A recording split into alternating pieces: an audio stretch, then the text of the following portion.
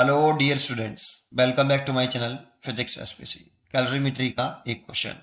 A small quantity mass small M water at a temperature theta in D Celsius is poured on large mass capital M of ice which is at its melting point. If C the specific heat of capacity of water and L is the latent heat of fusion of ice,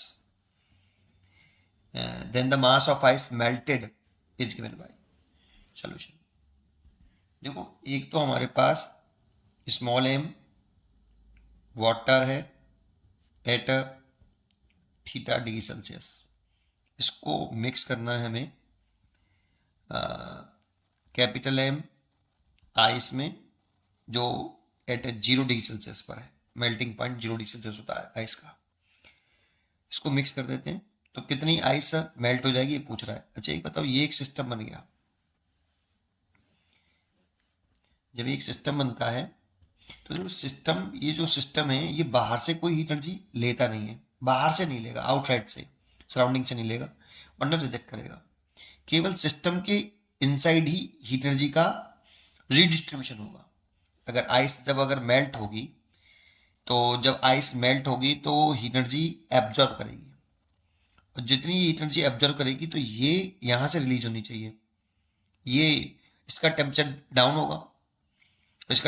होगा, तो ये heat energy release करेगी। तो ये जो release करेगी वो उसको, ये वाला आइस उसको एब्जॉर्ब करेगी। मतलब हीट एनर्जी का सिस्टम के अंदर केवल रीडिस्ट्रीब्यूशन हो सकता है। टोटल एनर्जी जो बाहर से ली जा रही है वो न ली जा रही है न दी जा रही है, बाहर से नहीं मिल रही बेटा उसको। ठीक है, तो कैसे करें इसको जरा समझते हैं। तो देखो, इसको तो आप आइस को मान लो कि एम आइस में से ये वाटर में कन्वर्ट हो गया। एम स्मॉल एम डैश कर देता हूं, इतना वाटर बन गया बेटा एट 0 डिग्री सेल्सियस पर।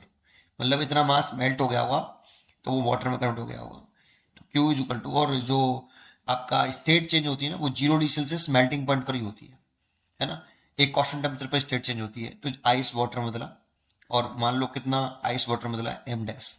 तो M dash into state change हो रही है, लेटेंट हीट ऑफ फ्यूजन आएगा, latent heat of fusion of ice, इतना। तो ये हमें क्वेश्चन में गिवन भी है, L latent heat of fusion जो है आइस का वो एल है। तो एम डैश इंटू एल, ये आपका 0 डिग्री सेल्सियस पर आ गया बेटा वाटर। और जानते हो जब आइस वाटर में कन्वर्ट होता है, सॉलिड लिक्विड में आता है, तो वो हीट एनर्जी एब्जॉर्ब करता है। तो इसने हीट एनर्जी एब्जॉर्ब करी होगी, हीट एनर्जी एब्जॉर्ब्ड कितनी, एम डैश इंटू एल।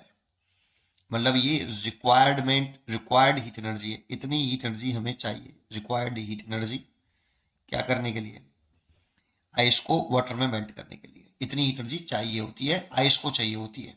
ठीक है नहीं, इतना। अब इसको भी सेम टेम्परेचर पे लेके आओ बेटा, क्योंकि जब इन दोनों को मिक्स कर देंगे तो टेम्परेचर कॉमन हो जाएगा। तो इसीलिए स्टेट भी सेम ले आओ और टेम्परेचर भी सेम कर लो। तो टेम्परेचर सेम करें, ठीसा से 0 डिग्री सेल्सियस ले आए। M water at 0 degree Celsius, तो देखो स्टेट सेम है और टेम्परेचर सेम हो गया है। ठीक है ना। अच्छा, इस वाली कंडीशन में ये हीट एनर्जी थीटा से 0 हुआ है तो टेम्परेचर डाउन हुआ है, तो हीट एनर्जी ये रिलीज कर रहा हुआ है ना।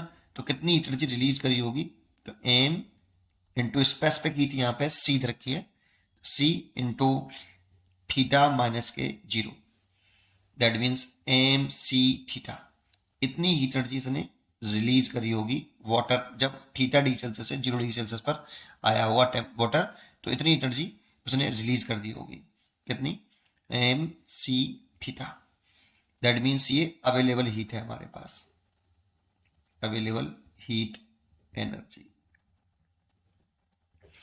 देखो, वाटर से थीटा से 0 डिग्री सेल्सियस पे आएगा तो इतनी हीट एनर्जी उसने रिलीज करी, और ये आइस से जब वाटर बना हुआ मेल्ट हो गया, मेल्ट हो गया, तो इतनी एनर्जी इसे चाहिए एब्जर्व करी होगी, तो इसने रिलीज करी, इसने एब्जर्व कर ली। जितनी एनर्जी इसने वाटर ने दी, आइस ने उतनी एनर्जी ले ली।